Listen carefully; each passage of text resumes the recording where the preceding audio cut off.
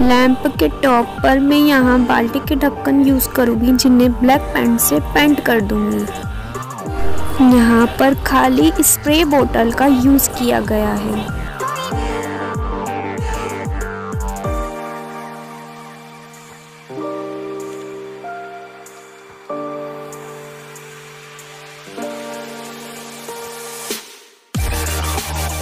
Spray बोतल के ऊपर एक छोटा सा छेद कर देंगे, जिससे हम वायर को डाल सकें। यहाँ पर मैंने कुछ बोतल्स में जूट चिपकाया है।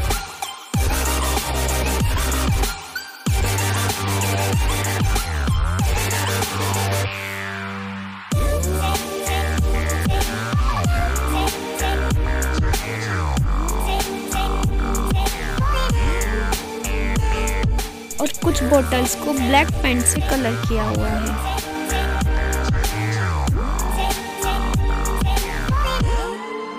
Here I am using glitter tube.